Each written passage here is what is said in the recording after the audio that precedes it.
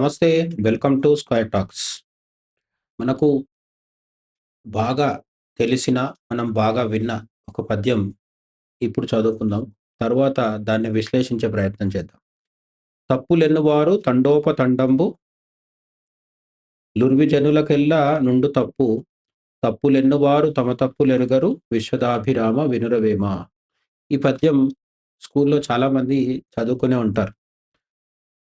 గత కొన్ని సంవత్సరాలుగా వస్తున్న ఇంగ్లీష్ మీడియం ఎడ్యుకేషన్ కాలంలో ఇది బహుశా ఈ తరం పిల్లలకి, జెన్‌జీలకు లేకదంటే ఆ తర్వాత వచ్చిన పిల్లలకు ఇది కూడా ఈ పద్యం గూడా తెలవకపోవచ్చు గానీ, కొంత వయసు పెరిగిన వాళ్ళకైతే ఈ పద్యం వచ్చుంటుంది. లేదంటే విని ఉంటారు. కనీసం వినైనా ఉండే ఉంటారు. అయితే దీన్ని లోతుగా ఆలోచించడం అనేది చాలా సందర్భాల్లో మనం చెయ్యం. తప్పులెన్నువారు తమ తప్పులెరుగరు అని అప్పుడో ఇప్పుడో అంటుంటాం. సామెతలాగా వాడేస్తుంటాం కూడా. కానీ నిజంగా దీని వెనుక వేమన ఏం చెప్పదలుచుకున్నారనేది పెద్దగా పట్టించుకోం. ఇప్పుడొకసారి చూస్తే లోకంలో ఎదుటివారి తప్పులను వెతికేవారు తండోపతండాలుగా అంటే గుంపులు గుంపులుగా ఉంటారు. పనిగట్టుకొని ఇతరుల లోపాలను ఎంచడం ఒక సామాజిక అలవాటుగా మారిందని వేమన ఆనాడే గుర్తించారు. వేమన ఇప్పటికీ వందల సంవత్సరాల క్రితం జీవించిన ఒక తత్వవేత్త, ఫిలాసఫర్ అని కూడా మనం చెప్పుకోవచ్చు. కానీ ఆయన తన జీవిత అనుభవాల సారంగా తన సొంత అనుభవాలనే తీసుకొని వచ్చి రాసిన పద్యాల్లో అన్ని వందల సంవత్సరాల క్రితమే ఈ తప్పులెన్నే వాళ్ళ గురించి చెప్పాడు.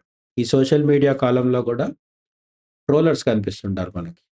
వేమన కాలంలో సోషల్ మీడియా లేనప్పటికీ తప్పులెన్నేవాళ్ళు, తప్పులు ఎతికి పట్టుకొని దాని గురించి చర్చించే వాళ్ళు ఉండేవారు. కానీ వాళ్ళ సంఖ్య అప్పటికి ఇప్పటికి తగ్గలేదు గానీ బాగా పెరిగింది. దానికి ప్రత్యక్ష నిదర్శనం మనకు సోషల్ మీడియాలో కనిపిస్తూ ఉంటుందనమాట. జీవితంలో ఏం సాధించని వారు కూడా పక్క వాళ్ళు ఏదైనా సాధిస్తేనో, సాధించకపోతేనో, లేదంటే వాళ్ళు ఆహ్, సోషల్ మీడియాలో యాక్సిడెంటల్‌గా అలా కనిపిస్తేనో ప్రతిదాన్ని విమర్శిస్తూ ఉంటారు. ఎదుటివారి డ్రెస్ నుంచి మొదలుపెట్టి అడ్రెస్ వరకు ప్రతీదీ విమర్శించే ఒక ట్రోలింగ్ బ్యాచ్ అనేది ఖచ్చితంగా ఉంటుంది. వాళ్ళని మనం అరికట్టలేము. వాళ్ళని ఆపలేము. కానీ వాళ్ళ నుంచి నేర్చుకోవాల్సిందేంటంటే, ఖచ్చితంగా ఎదుటివాడి తప్పులని, లోపాలని వెతుకుతూ, వాటిని విశ్లేషిస్తూ, వ్యాఖ్యానిస్తూ, టైమ్ పాస్ చేస్తూ, వీళ్ళు తమ సొంత సమయాన్ని వృధా చేసుకుంటున్నారు. అలాగే ఎదుటి వాళ్ళని అంతో ఇంతో డిస్టర్బ్ చేయగలుగుతున్నారనమాట. ఈ విషయాన్ని అప్పట్లోనే వేమన జెప్పారు. అలాంటి వాళ్ళు ఇప్పటికి గూడా ఉన్నారు. అయితే "ఉర్విజనులకెల్ల నుండు తప్పు" అని మనకి పద్యంలో వేమన అంటున్నారు. ఉర్వి అంటే భూమి. ఈ భూమి మీద పుట్టిన ప్రతి మనిషికి ఏదో ఒక లోపం లేదా తప్పు చేసే స్వభావం ఉంటుంది. పరిపూర్ణమైన మనిషి అంటూ ఎవరు ఉండరు. ఇదే విషయంలో మనకి అక్కడ కొన్ని చోట్ల కొందరు చెప్తూ ఉంటారు పెద్దలు. ఒక గోడ కానీ, ఒక రాయి కానీ తన జీవితంలో ఏ తప్పు చేయలేదంటే అర్థం అది గోడ కాబట్టి, రాయి కాబట్టి. మరి మనిషి ఎందుకు తప్పులు చేస్తాడంటే మనిషి కాబట్టి. తప్పు చేసి, తప్పు నుంచి జీవిత పాఠాలు నేర్చుకునేవాడు, గుణపాఠాలు నేర్చుకునేవాడే మనిషి. ఏ తప్పు చేయట్లేదు అంటే అతడు మనిషి కాదని అర్థం. అయితే అతను దేవుడయ్యుండాలి. లేదంటే అతను రాయో, లేదంటే గోడ, లేదంటే ప్రాణం లేని వస్తువు అయ్యుండాలి. కాబట్టి మనిషి అనేవాడు తను జీవించున్నంత కాలం తప్పులు చేస్తూ ఉంటాడు. చిన్నవో, పెద్దవో, తెలిసో, తెలియకో చేస్తూ ఉంటాడు. వీటిలోంచి మరింత మెచ్యూర్‌గా లైఫ్‌లోకి బయటికొచ్చి మరి ప్రతిరోజు నిన్నటి కంటే ఈరోజు మరింత పరిపక్వంగా మారుతున్నాడా లేదా అనేది ప్రధానం. ఏ తప్పు చేయకపోవడం అనేది పెద్ద ఇంపార్టెంట్ కాదు. అలాగే ఎదుటి వారిని తక్కువ చేసి మాట్లాడటం వల్ల కలిగే ఒక రకమైన మిథ్యా గర్వం విమర్శకులలో కనిపిస్తుంది. తమను తాము గొప్పవారిగా భావించుకోవడం వల్లే ఇతరుల తప్పులు కనిపిస్తాయి. ఇప్పుడు మనుషులందరూ తప్పు చేస్తున్నారు అని తేలిపోయిన తర్వాత, మరి ఒకరు ఇంకొకరి తప్పుల్ని ఎంచడం, అంటే వెతికి పట్టుకోవడం, దాని గురించి మాట్లాడడం, ఎదుటి వాళ్ళని అవమానించే ప్రయత్నం చేయడం, విమర్శించడం, ఇవన్నీ ఎందుకు జరుగుతున్నాయంటే, సద్విమర్శ వరకు పర్లేదు. అంటే ఒక వ్యక్తి ఇంకో వ్యక్తి బాగుపడాలనుకోని వాళ్ళ తప్పుల్ని ఎత్తి చూపించి, "నువ్వు ఇట్లా మారితే బావుంటుంది" అని చెబితే ఓకే. కానీ చాలామంది 100కి 99% పక్కవాడు బాగుపడాలి అని చెప్పి చేయరు. నిజానికి ఒక్కోసారి మనం చెప్తే పక్కవాడు బాగుపడతాడేమో అని అనుమానం వచ్చినప్పుడు వీళ్ళు చెప్పరు కూడా. వాడు తప్పు చేస్తుంటే మౌనంగా సంతోషిస్తారు. కానీ చాలా సార్లు నోరు తెరిచి ఎందుకు పక్కవాడిని విమర్శిస్తారు, పక్కవాడి తప్పులు ఎత్తి చూపుతుంటారంటే, వాడిని తక్కువ చేసి చూపించడం ద్వారా నేను గొప్పవాడిని అని నిరూపించుకోవడం కోసం చేస్తూ ఉంటారు.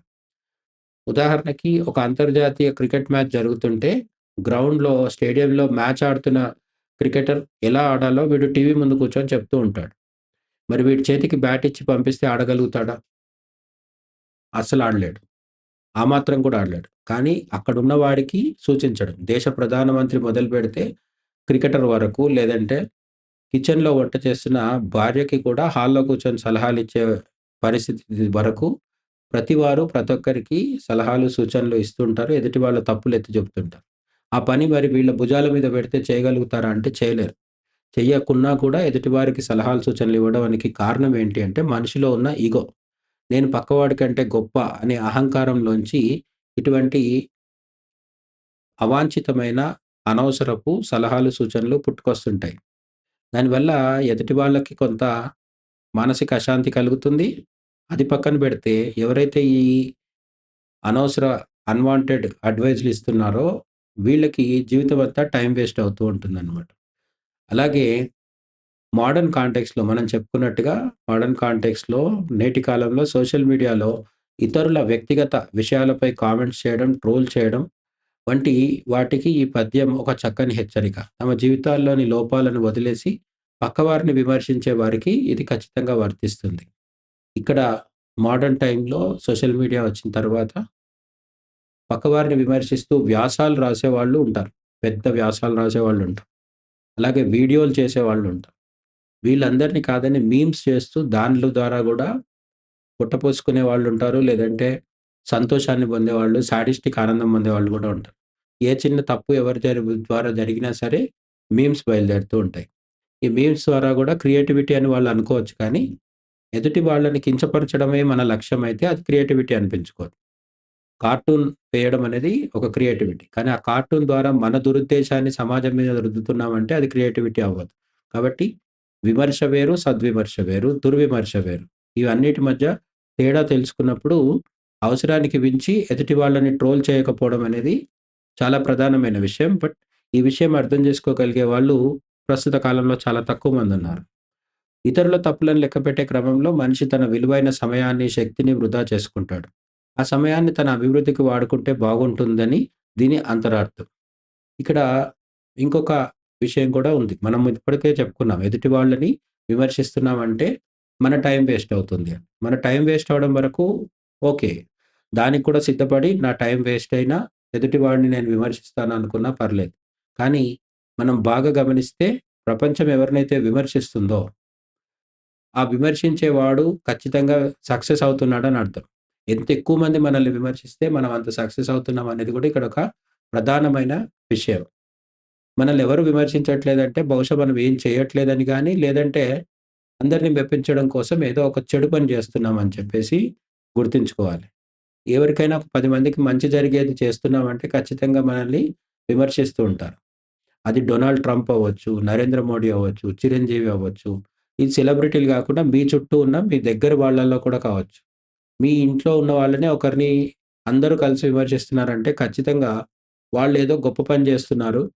అది ఎదుటివాడికి నచ్చట్లేదు. అసూయ, ఈర్ష్యతో ఈ విమర్శలొస్తున్నాయనేది గూడా మనం గమనించాలన్నమాట. కాబట్టి మనం పక్కవాడిని విమర్శించవద్దు అనేది ఎంత ప్రధానమో, మనల్ని ఎవరైనా విమర్శిస్తున్నప్పుడు అది నిజమైన విమర్శ కాదని మనకనిపిస్తే పెద్దగా పట్టించుకోవాల్సిన అవసరం లేదనమాట. అది మన ఎదుటి వాళ్ళ నుంచి ఎన్ని అనవసరమైన విమర్శలొస్తే అది మన విజయానికి అంత గొప్ప సంకేతంగా భావించొచ్చు కూడా. విమర్శించే బుద్ధి ఉన్నవారికి ఎదుటివారిలో కేవలం చెడు మాత్రమే కనిపిస్తుంది. దృష్టిని బట్టి సృష్టి అన్నట్లు మన మనసులోని కల్మషమే ఎదుటివారిలో తప్పులుగా కనిపిస్తుంది. నిజానికి ఎదుటివాడు తప్పు చేస్తున్నాడనేది చాలా సందర్భాల్లో నిజం అవ్వచ్చు. కానీ ఆ తప్పు మనకే ఎందుకు కనిపిస్తుంది? అంటే వాడు చేస్తున్న తప్పుకు సంబంధించిన లక్షణాలేవో మనలో గూడా ఉన్నాయి. కాబట్టి ఎదుటివాడు తప్పు చేయగానే, ఆడు తప్పు చేయకున్నా కూడా మనకు అది తప్పులా కనిపిస్తుంది. అంటే మనం నల్లటి కళ్ళద్దాలు పెట్టుకున్నప్పుడు లోకమంతా గూడా నల్లగానే కనిపిస్తూ ఉంటుంది. కూలింగ్ గ్లాసెస్ పెట్టుకున్నాం. ఆ అద్దాలు తీసేస్తే ఈ లోకం ఎలా ఉందో అలా కనిపించే అవకాశం. కాబట్టి ఎదుటివాడు తప్పు చేస్తున్నాడా లేదా కాదు. మనకెందుకు అలా తప్పుగా కనిపిస్తుందనేది కూడా ఒకసారి పునరాలోచించుకోవాల్సిన అవసరం ఉంది. ఇక ఒకరిని విమర్శించే హక్కు మనకు ఉండాలి అంటే మనం ఆ విషయంలో పవిత్రంగా ఉండాలి. కానీ అందరూ తప్పులు చేసేవారే కాబట్టి ఒకరినొకరు విమర్శించుకోవడం అర్థరహితం. ఇది చాలా సందర్భాల్లో కొందరు గురువులను కావచ్చు, టీచర్‌లను కావచ్చు, కొన్ని రంగాల్లో ఉన్న గొప్ప గొప్ప వాళ్ళని కావచ్చు, చాలామంది విమర్శిస్తూ ఉంటారు. వాళ్ళని నైతికంగా విమర్శించే వాళ్ళు ఎవరైతే ఉన్నారో, వాళ్ళు అదే తప్పులు రహస్యంగా తమ జీవితంలో చేస్తూ ఉంటారు. ఒక అవినీతిపరుడు దొరికితే అతడి గురించి భారీగా విమర్శలు గుప్పించేవాళ్ళు తమకు అవకాశం ఉన్న చోట ఏదో ఒక విధంగా అవినీతి చేస్తూనే ఉంటారు. అలాగే ఒకడు లంచం తీసుకుంటూ దొరికిపోతే చాలామంది విమర్శిస్తారు. ఈ విమర్శించే వాళ్ళలో చాలామంది తాము లంచం తీసుకునే వాళ్ళై ఉంటారు. లంచం తీసుకునేవాళ్ళు కాకున్నా లంచం ఇచ్చేవాళ్ళు గూడా అయ్యుంటారు. కాబట్టి మనకు నిజంగా పక్కవాడిని విమర్శించే నైతిక అర్హత ఉందా? లేదా? అనేది కూడా మనం బేరీజు వేసుకోవాలి. వ్యక్తిగత జీవితంలో స్నేహితులు లేదా కుటుంబ సభ్యుల తప్పులనే ఎత్తి చూపుతూ ఉంటే సంబంధాలు బలహీనపడతాయి. తప్పులను ఎంచడం మానేసి సరిదిద్దడం అలవాటు చేసుకోవాలి.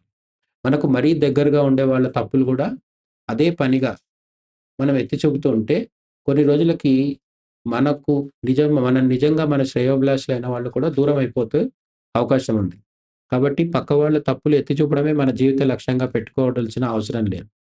ఆ తప్పుల వల్ల నిజంగా మనకేదైనా నష్టం జరిగితే దాన్ని వాళ్ళకు వివరించే ప్రయత్నం చేయొచ్చు.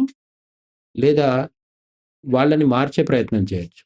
ఇవన్నీ కాకుండా కేవలం ఎదుటి వాళ్ళ తప్పులను అదే పనిగా ఎత్తి చూపి, వాళ్ళని వెటకారం చేసి, అవమానించి, నిరంతరం అంటే ఆహ్, ఎదుటి వాళ్ళని తక్కువ చేసి, చులకన చేసి మాట్లాడడమే మన స్వభావంగా మారితే, చివరికి మనం నమ్మదగ్గ మిత్రులు గాని, బంధువులు గాని ఎవరు మన చుట్టూ లేకుండా పోయే ఒక ఏకాకితనము, ఒంటరితనము వస్తుంది. లేదంటే మన చుట్టూ కూడా మనలాంటి వాళ్ళే మూగే అవకాశం ఉంది. అంటే మనం అందరిని విమర్శిస్తున్నట్టే మనల్ని అందరూ విమర్శించే పరిస్థితి మనలాంటి చులకన చేసే స్వభావం గలవారే మన చుట్టూ గూడా మోగినప్పుడు చివరాఖరికి మనశ్శాంతి అనేది పూర్తిగా లోపిస్తుంది. నన్ను నేను మార్చుకుంటాను అనుకోవడం ఉత్తమ లక్షణం.